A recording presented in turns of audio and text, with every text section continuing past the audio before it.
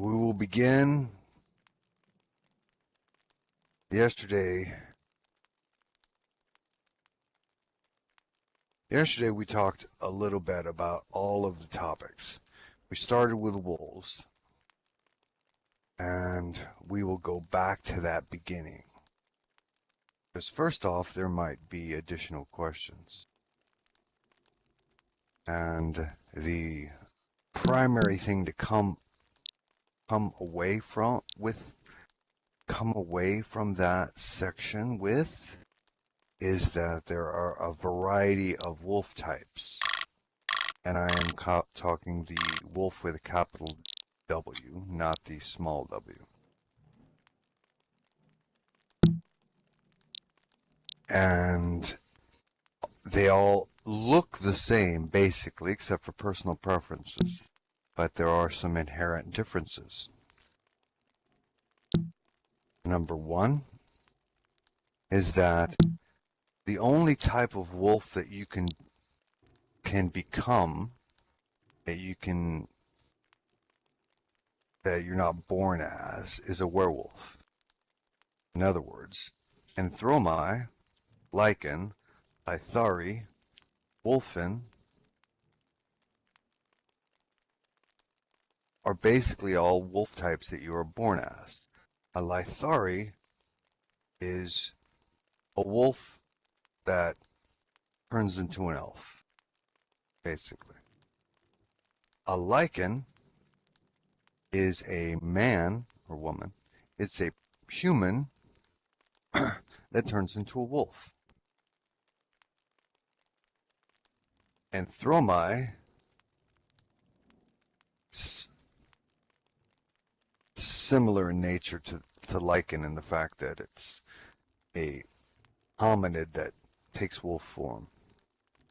And then a Lycan is a human that takes wolf form.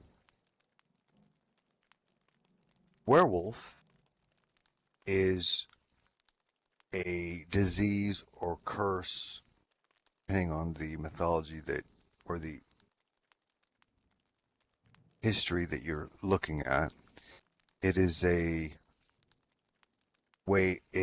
lycanthropy. It can be used to infect another. So if you're bitten by a werewolf, you will become a werewolf.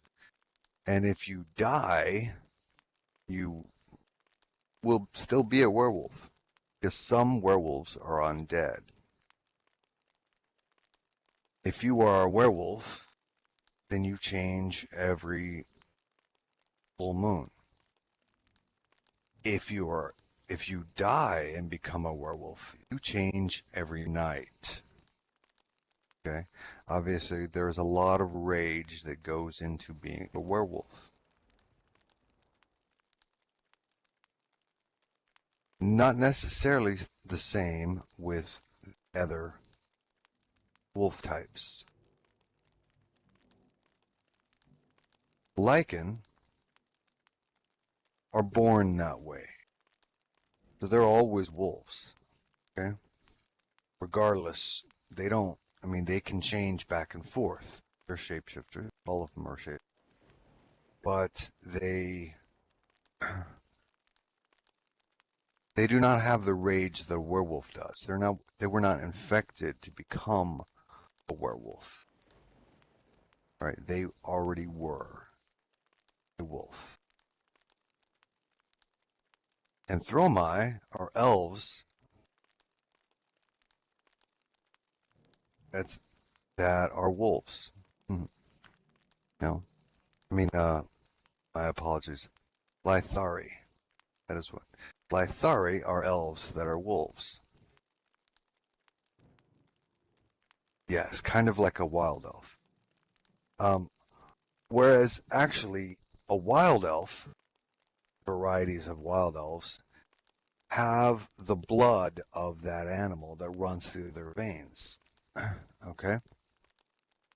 They don't necessarily change into that other animal, but they have an affinity for such. And a lot of times they share a lot of the traits.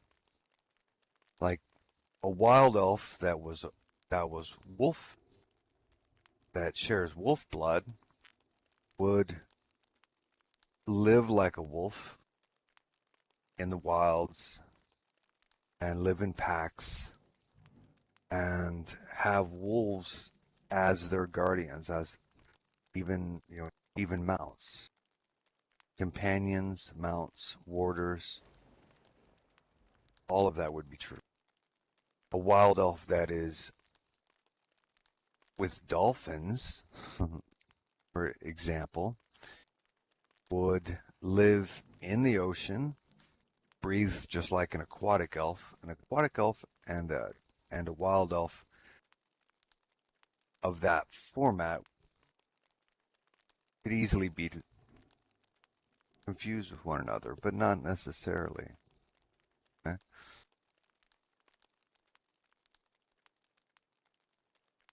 Because they both breathe underwater. They both function underwater. Whereas a wild elf, that format, is actually a mammal and has to come up to breathe. Now, they do have spells and everything else that allow such. But they're adapted to living deep in the ocean. Aquatic elves are much, much deeper, and they actually have cities at the bottom. A wild elf that has dolphin affinity would stay up near the surface so that they could come up for air often. Going down to the bottom would not necessarily be a thing that they would do all the time. They could possibly still build cities, but they would be in the leaves and strands of massive kelp forests. Okay? Whereas an aquatic elf would probably be all the way at the bottom and build a huge snap format. A wild elf that was with birds. See, a varial, this is a good example. Varial are essentially bird wild elves. Okay? Because they have the traits of a bird and the traits of an elf. They have the hollow bones of a bird, and they fly and they have wings. Okay? But they're still an elf. There are a variety of types of wild elves. Those are just good examples, considering we're talking about wolves. And the wolf riders from the Peony series. Anybody familiar with that? They are wild elves with a wolf affinity. They're not actually Lithari. Lithari actually shape change into a wolf. They don't just have the affinity for such. That'll make sense.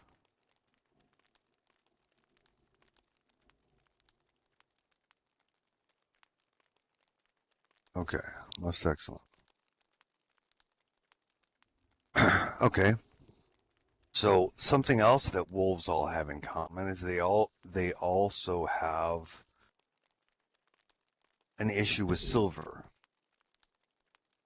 They will all take damage, special damage from silver. More so with werewolves, however.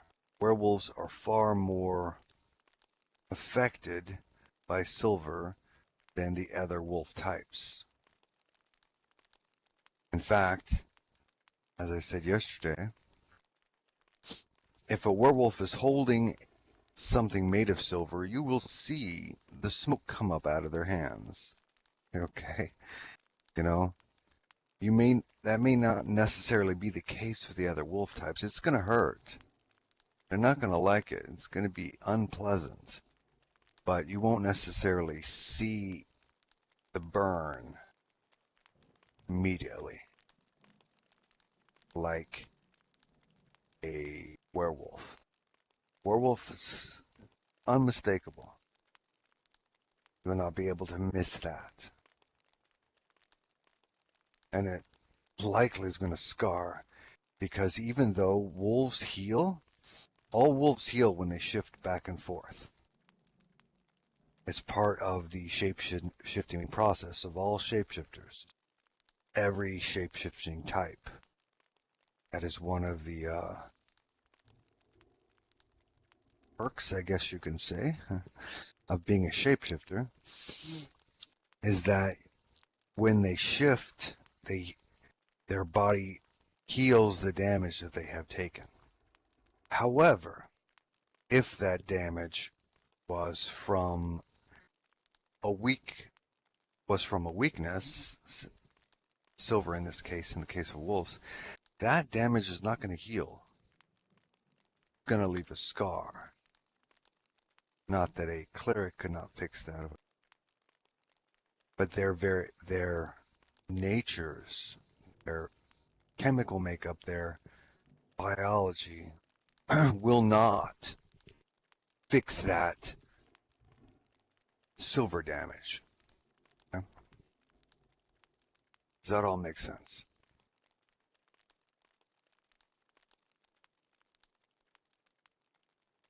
Okay.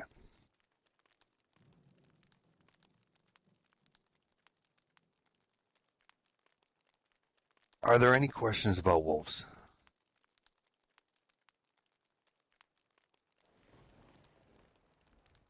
Okay. All right. Okay. So then we will move along to the other major topic that we're discussing, and that's blood knights. Those of you that were here yesterday heard me give you a comparison, and I will use that one again because it's very important and pertinent and gives you a strong basis of comparison. And for those of you that weren't here yesterday, we'll be hearing it for the first time. If any of you are familiar with Skyrim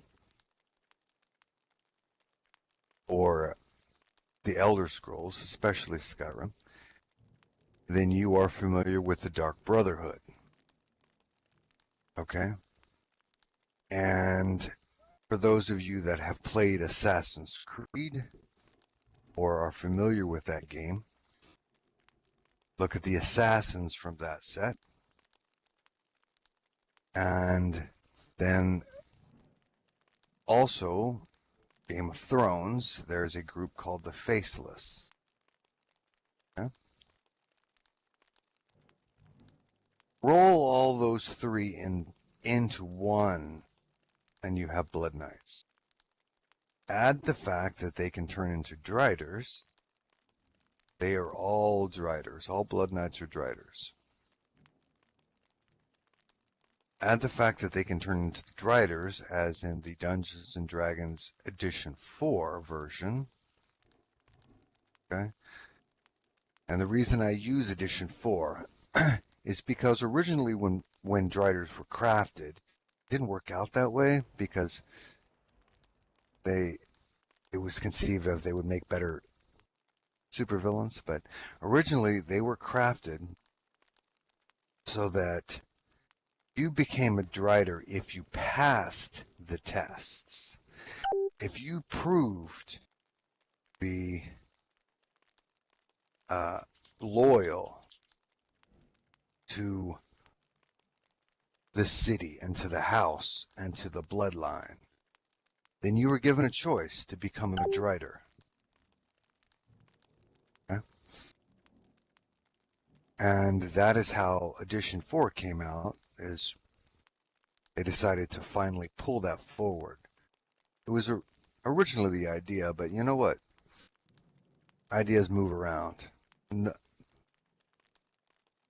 all the things that I wrote originally didn't necessarily all make it to print the first time round, but it, still in existence. Anyway, so becoming a Drider was a blessing, not a curse. Such is the case with the Blood Knights. The reason that the Blood Knights currently have the ability to become Driders is because originally, during the Second Spider Squid War, they sacrificed themselves for the city and prevented the Illithid and their ilk from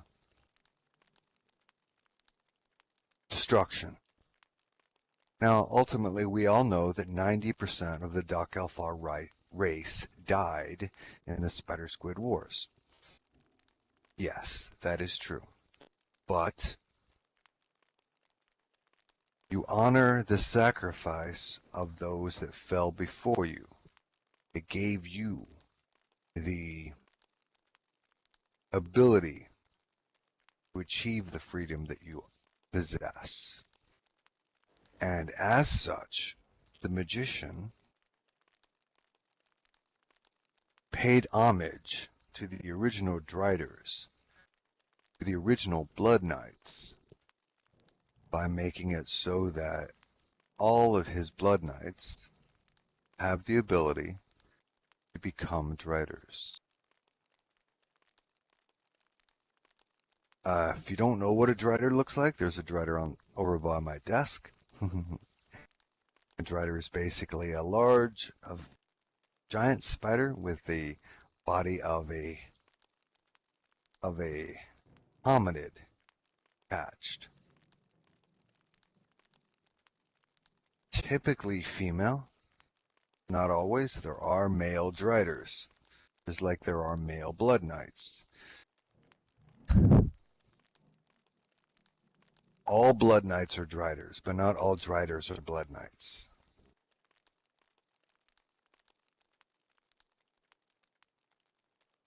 Yeah, Anthromai and Minotaurs are not quite equal in that venue. Anthromai are not near as strong as Minotaur. Ogre versus Minotaur would be more appropriate. Anthromai are not that level of strength. An Ogre versus a Minotaur, that is an equal strength fight.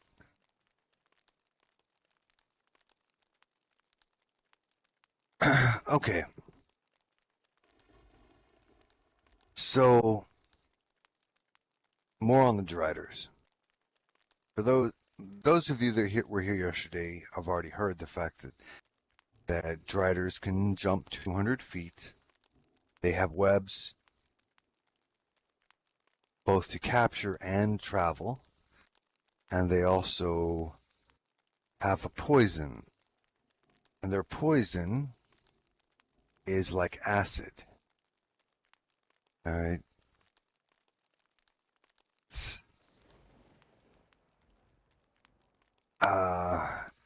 Are you all familiar with Aliens? I'm sure that most of you have seen that series. The Xenomorphs? Yes. All right. Now, when a Xenomorph is cut, its blood melts through the floor, right? It's that powerful of an acid. Well, that is similar to the poison of a Drider, because Driders were their chief, what's the best way? Goal, their chief reason, their chief responsibility was to fight against the Metallici. Metallici are metal men. Okay? And what is a bow and arrow going to do against someone who is made of metal? Yeah, magic arrows, yes. But standard arrows, not so much, right? But if you can spit on them and they melt, you did a good thing, right? So that is the type of poison that writers possess. It's poison, but it acts. It's an acid. It's not a base. It doesn't affect your nervous system like a black widow. Yes, it's corrosive.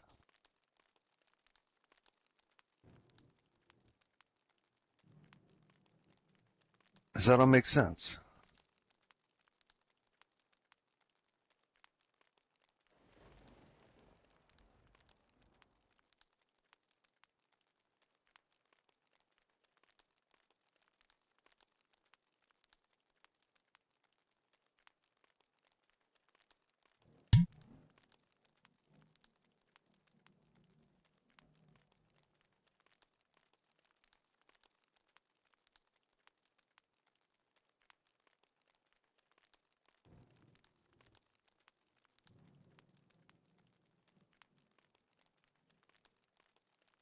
Okay.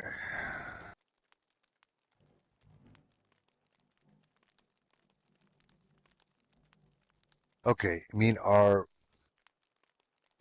driders usually black widow based? Essentially, yes, they are. Um, they have but not all, but essentially so.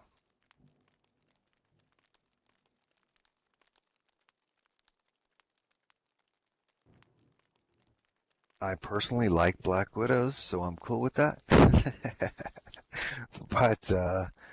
but no, there are other formats, but basically, driders are built like black widows, but not all. Okay, you not so much in the tarantula format. Driders are more lithe and sleek than a tarantula.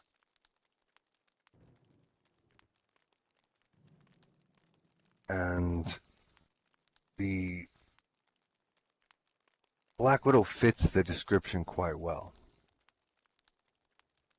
And originally, when the designing was done, and we were working on such, Black Widow was the base was the base. And yes, I like spiders, so did look a lot of different kinds. So Black Widow is not the only one, but they're not really so much. Strider is not really built like a tarantula or a wolf spider or any of the short, hairy ones. Not so much. They are tall and long-legged and slender, and they can jump really far. Have you seen a jumping spider? Okay. You'll get you'll get some ideas there. Okay. There's a yes, camel spider. There's a black and yellow spider in Asia that was used as a baseline. I think, what was your name? I have pictures in my phone because I've had uh, I was fortunate enough to see these giant spiders. They're bigger than my hand. And they're gorgeous. And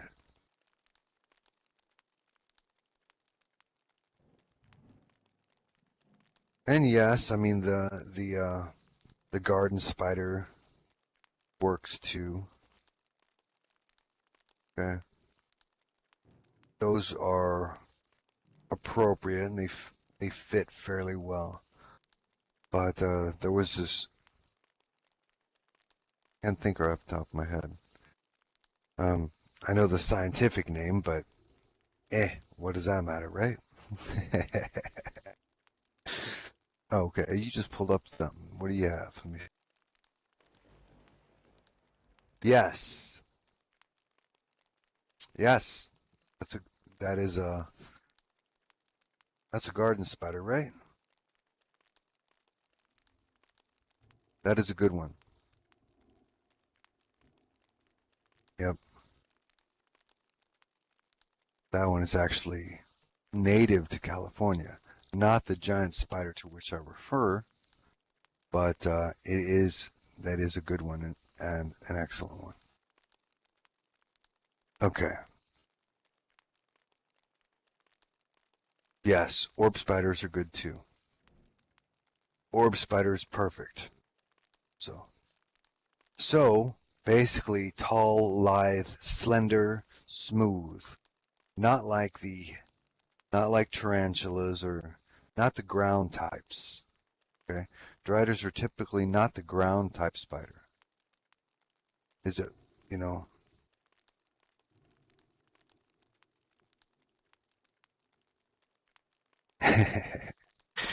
Yes. You would, let me tell you, Jalil Mildor, at any point in your life, no matter where you are less than 10 feet away from a spider. Always. Everywhere you go. Just don't know it because they're not aggressive creatures. They're just chilling. Okay? um, yeah.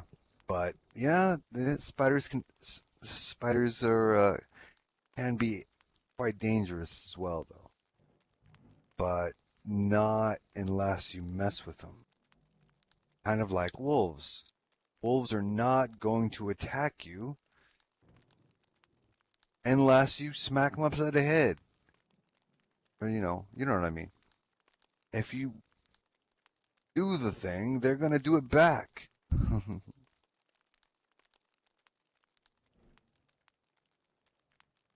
Okay. It's like that. Okay. So, driders, spiders, wolves, and blood knights.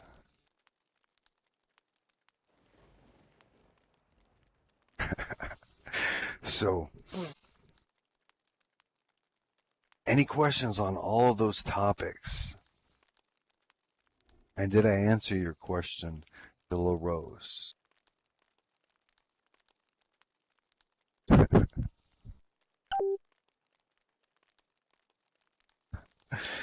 Well, I guarantee Mir is a lot closer to a drider than he knows.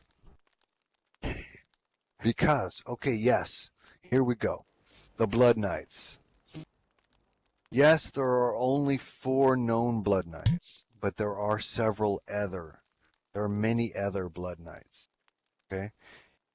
And they are the best, worst kept secret ever, just like the Dark Brotherhood.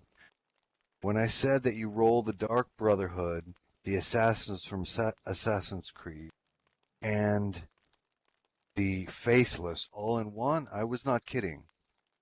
Because the Blood Knights can look like whatever they want, right? Okay? They're still Driders, but they're not going to look like a Drider all the time. They look like who they are. And it's not a transformation you can detect. Yes, that's correct. Those are the 4 known Blood Knights. But there are many others. Okay? And there are 39 Blood Knights in the Great Alliance. Okay? That's more than 0. right? They are your first line of offense versus the denizens of chaos. And they are among you all the time. And they are your friends. Just like spiders, there's probably one less than 10 feet away from you right now.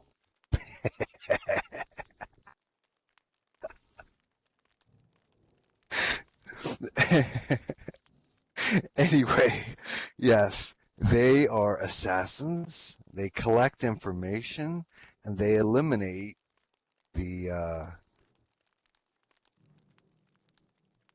they eliminate foes against the plane of law, right? They are good guys. Yes, they're assassins. Yes, they are killers. Yes, they are spies, but they are on your side. They are on the side of the heroes. If you are against absolute annihilation to everything, then you are a hero. You are on the side of the heroes anyway. Because the Illithid and the Metallici and the forces of chaos have their goal is not to kill everyone. Their goal is not to enslave the world like Nargothrond. That's Nargothrond's goal. Their goal is not to kill everyone or enslave everyone or destroy everything. Their goal is to annihilate everything. Okay? That means gravity, inertia, thought, physical bodies. All of those things are a result of the plane of law. The plane of chaos has none of those things. All the beings that you are familiar with, such as Cthulhu, Dagon, and the Illithid, and gibbering mouthers, and crazy creatures. The only reason they have a physical body is because the plane of chaos touched the plane of law. And that gave them a physical body. Because they themselves, they don't have that. They touched the plane of law and they were infected, for lack of a better word, or affected. And so they have a physical body. And some of those beings really like that. And so they are encroaching more and more upon the plane of law. That is actually what happened with the Illithid. They became addicted. They became addicted to gravity and inertia and physical sensation. So, and being able to eat brains, or especially minds, but brains too. You can't do that over there. Okay? There are no minds in the plane of chaos. There are no brains either. Okay? They have to come here to do that. So, hunger, duh.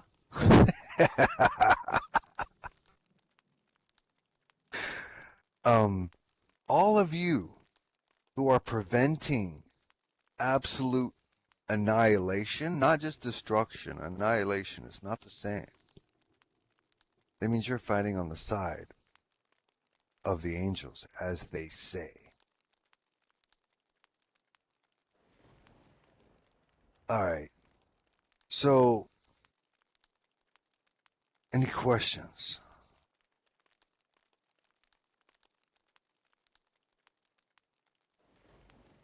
Does that all make sense?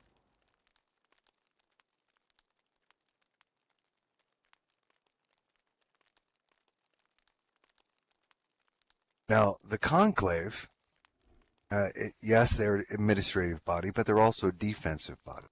Whereas the conclave is a defensive body and administrative body, the Blood Knights are an offensive body and an information gathering force. So they do have a level of importance. And like Elvery said the other day, their powers can be taken away if they abuse their powers. So I choose who I choose because I don't think they're going to abuse their power. And I'm pretty good. I'm not perfect. I'm as far from perfect as can be. But I'm pretty good about picking people.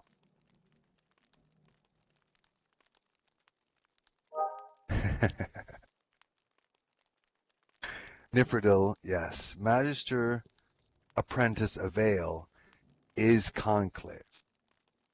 Okay? And yes, the Conclave, they're good fighters. That's why they're defense. Okay?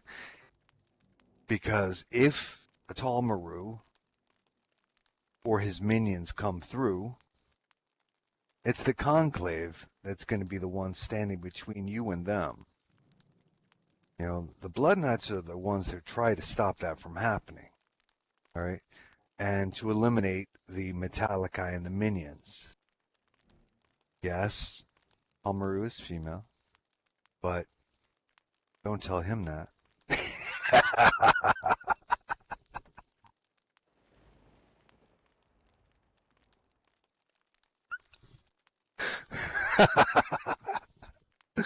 uh, anyway,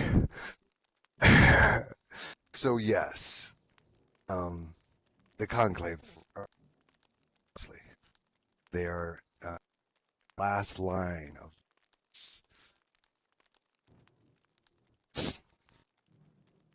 Yes, Atomaru is a squid. And as are the vast majority of his minions.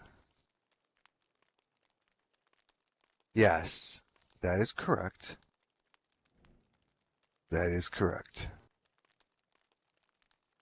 Otalmaru is female. Like I said, don't tell him that.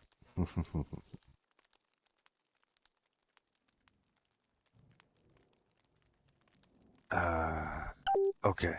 Any other questions?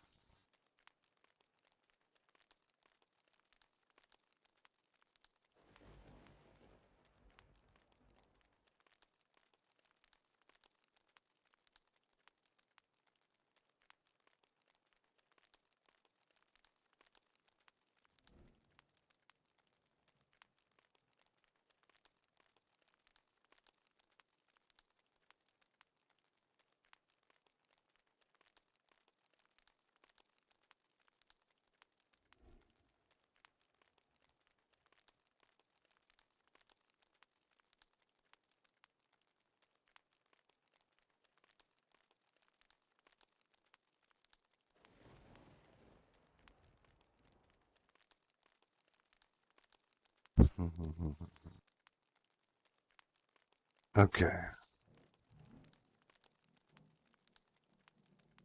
Okay. Yes, actually, thank you for bringing that up. The old gods are the denizens of the plane of chaos. And the only reason that they have, as I said before, they have a physical body is because they have touched the plane of law. The massive eyes and tentacles and teeth that make up most of the old gods because they touched the plane of law. You guys can all hear me, right?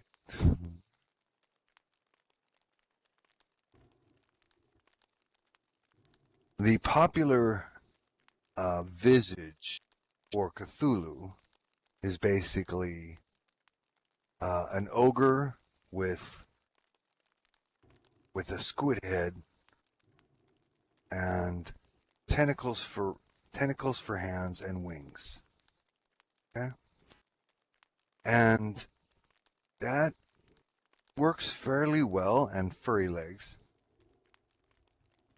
and makes total sense of the absolute nonsense it would be for a being that has no physical form to touch the plane of law and suddenly become the craziest thing that it could be. Teeth, claws, eyes, and mouths. Tentacles. Okay. Jalil Rose had a question. Let me. What if a player wants to go to a Blood Knight for aid? Okay. Excellent question. If you want to go to a Blood Knight for aid, the easiest answer is to go to one of those that you already know the name of.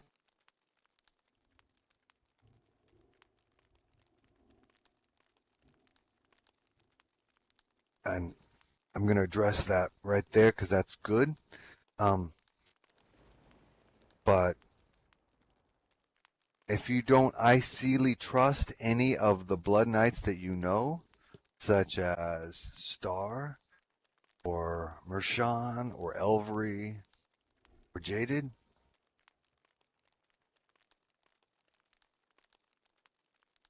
one of those people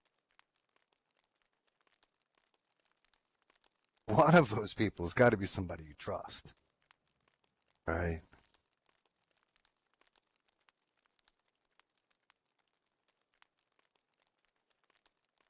I mean, maybe not all of them, but one of those people is somebody that you're going to trust. You know? Yes, most of them are Doc Elfar. Now let's see. Star is half blood. Elvery is full blood.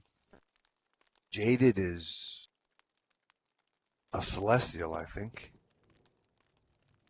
And Mershan is Doc Elfar. Oh, she's a Varial? All right. Okay. So,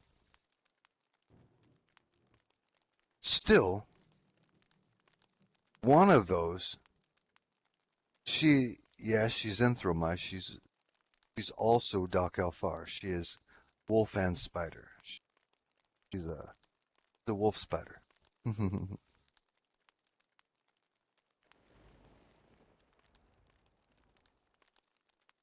Yes. And a blood knight. So, one of those people is somebody you're going to trust. And I missed, okay. Yes, okay, that's good too. If you want to reach the Blood Knights and you don't, and for whatever reason, one of those four people you can't reach or something, you could always go to the black market because somebody in the black market is going to be able to reach the Blood Knights. Also, go to the Lion's Head Tavern, another place that you could go, right? And the word will get to them, all right? You know that, all right, some of you have played Skyrim and you like the Dark Brotherhood. You know when you're trying to reach the Dark Brotherhood, you wake up in the morning and then you find a little note that says, "We know." Well, that's how it'll be. Okay? You look for them, they will find you. Okay? You just have to put the word out. Go to the tavern, go to the black market, or go to one of those four people that you know are Blood Knights. The word will get back to the Blood Knights that you were looking for them. Trust me on that one. Okay? And yes, for those of you that missed yesterday's class, the armor and weapons that the Blood Knights use are from the Spider Squid Wars, from the second Spider Squid Wars. They have been reformatted and refit into fit whoever they're wearing it, for that, because if that person's a shapeshifter, they still need to be able to do it, right?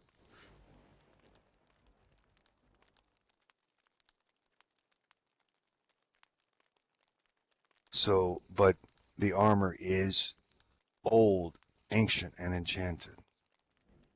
Balsharis Kyoto. Belados for attendance. Yes, there are Blood Knights that are dragons. As I was telling you the other night, just because all the Blood Knights are Driders, doesn't mean that they're all Dak Alfar.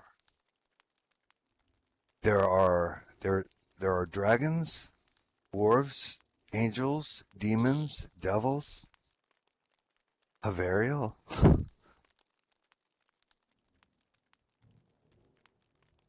Among them. Now, yes, they can all turn into Driders, but it does not mean that they are all the same race beforehand. Yes, there are a lot of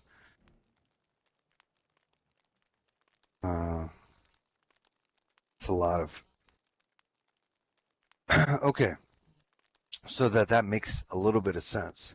Since over 200,000 years ago, before the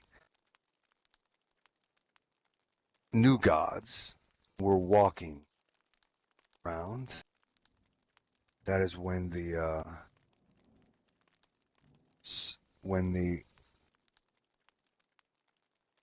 one of the wars occurred.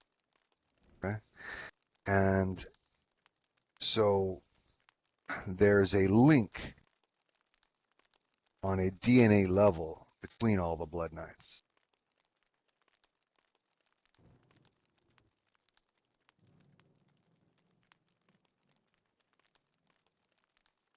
Okay.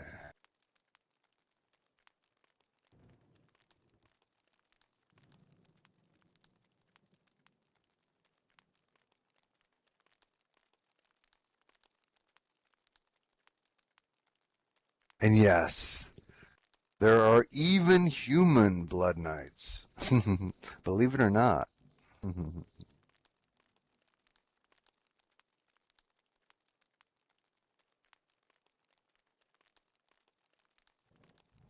Oh yes, yes, yes. Thank you. I'm glad you brought that back up. Yes, all of the Void Lords in World of Warcraft, all, and in EverQuest too. For those of you that are familiar with that one, predates World of Warcraft. They are all chaos beings. Vendu Balsharis Kyoto. I cannot see you currently, so you must not have walked in front of me yet.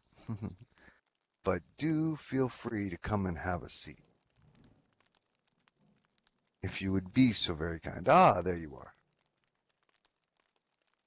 Now I see you.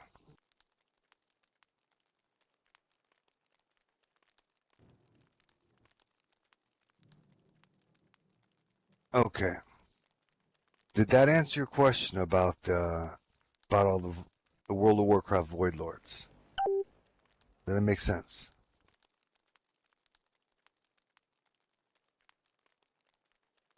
Okay. Yes. And particularly, has anyone here played EverQuest? I know that it's a newer game. I mean, it's an older game than most of you are familiar with. Okay. They had some excellent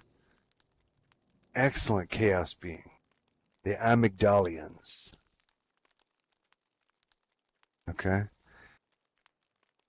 If you look up Amygdalian, and it predates World of Warcraft, you will note that that some of the Void Lords are direct translations, direct, not altered in any way, direct translations of the Amygdalians. Okay, and in World of Warcraft, there, like I said, there are down in the depths, you're going to come across some of the chaos beings. I know that there is a dungeon where the final boss is an Amygdalian. But feel free to look that one up. Amygdalian. Those are some of the forces of chaos that work for the Mind Flayers and work for the Chthonic Pantheon. And as I said, the Chthonic Pantheon only has a body. They only have bodies because they touched plane of law. Yes, Yogg-Saron, Bethune, those, yep, there are many in there. The old gods from there and the old god minions. Those all fit into the Chthonic Pantheon. They're just different names for them. Dagon and Cthulhu are some of the literary terms that fit into the chthonic forces. But you are correct in that. Okay. Any other questions?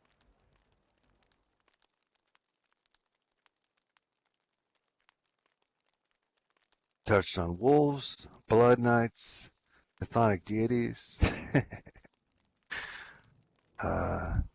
spiders, driders.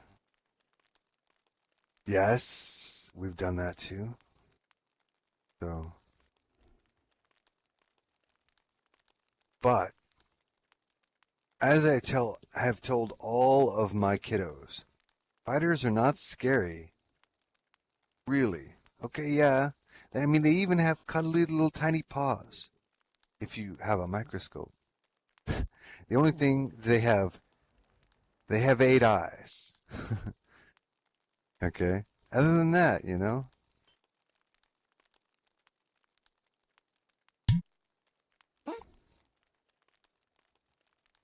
Other than that, hey, spiders are cool. I mean, but that's my personal opinion.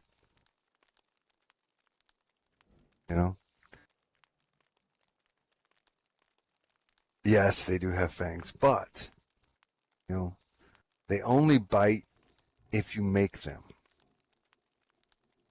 Spiders are going to avoid you, like at all costs. They're not going to be around you. They don't want to touch you. You're big.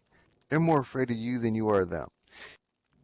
The thing about driders is that they are bigger than you are. See, a spider would only really be dangerous if it's bigger than you. Because otherwise, they're smart enough to get away. They're saying, yo, hey, see that big guy? I'm the other way. But if they're bigger than you are, that's a different story. That's right. That's a black market for you. So, all right.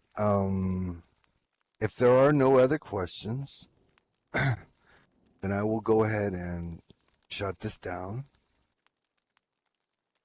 because I've put out everything that I felt was necessary. But I am open if there are any questions about what we've said or about what we haven't. It's okay. Go ahead. Yes, I can, actually. There are three types of massive worms. Okay? The most common one is a purple worm, and they are about the size of a Mack truck, and they eat everything. The the least common type is the void worm, and a void worm is a being of chaos. Okay, and it touched the plane of law and developed into this monstrosity in the shape of a worm with teeth. Okay, and a void worm is large enough that they typically eat planets. Okay, they're giant things. Can they be killed? Yes.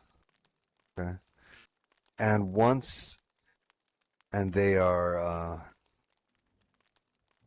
and if they come within the Terran, within the Terran sphere of influence, they they will be reduced down to the size of purple worms. But they're outside of the Terran plane, or the Terran sphere of influence, shall we say. They are monstrous. Not that the size of a Mack truck is not monstrous, because it is, but their original form is vastly. Yes. If they're in the Terran influence, they're about the size of a Mack truck. With trailer.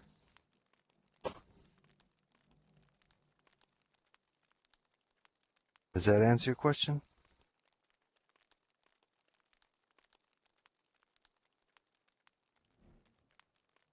There are many people would have knowledge of them, of the worm types.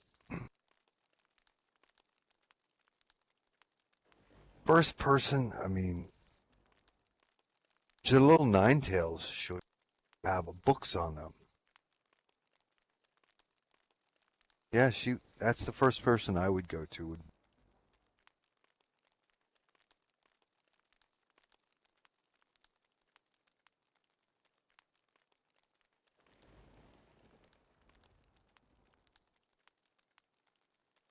Off the top of my head, that's the only person I think of. Just off the top of my head, but that does not mean it's the only one. If the character dislikes mages, and they're going to need to do some role play to figure out how to get that question out of a mage, talk to somebody else, to go talk to somebody else and go talk to her. That's how you do that. All right. Because sometimes mages are the people with the answers. And if you don't like mages, all right, you need to get somebody else to do it. Say, hey, Bob, can you go talk to Sally for me? I have a question, but I don't want to go talk to her myself, man. All right.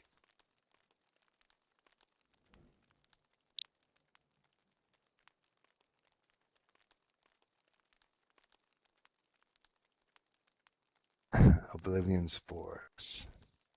You can talk to Acacia right there. She knows about Oblivion spores.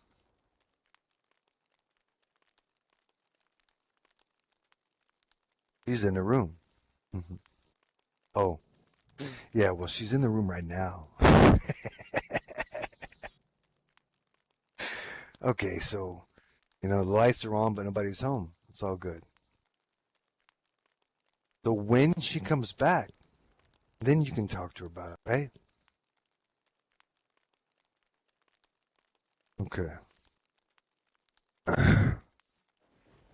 Until then, that's the best person to talk to about Oblivion spores.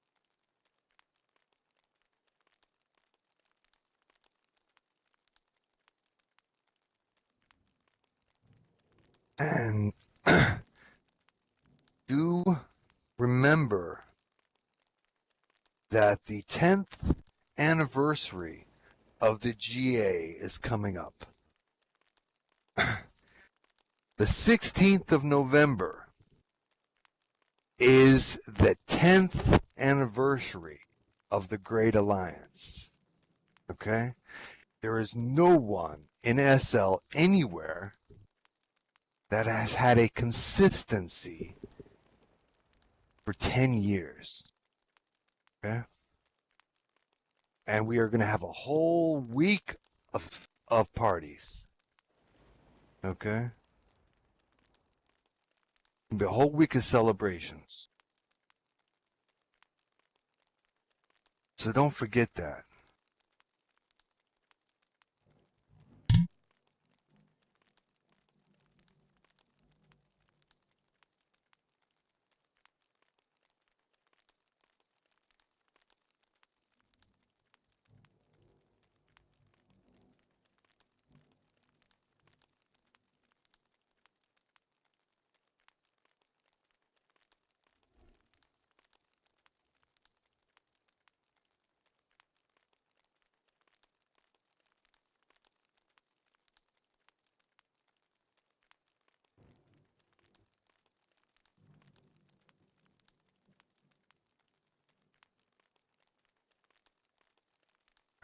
Okay.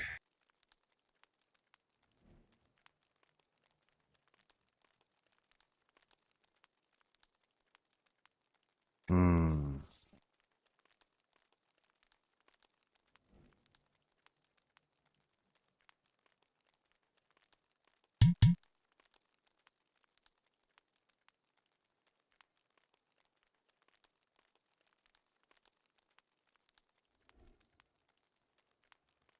Okay.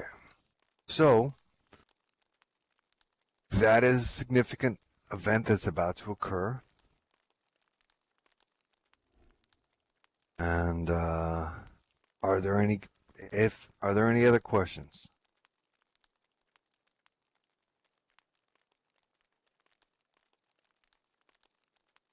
Okay. Then I am going to go ahead and close this.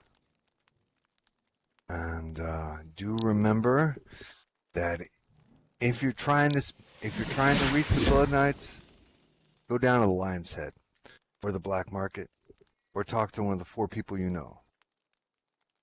Other than that, they'll get back to you. We know. Bella Das and Das for now.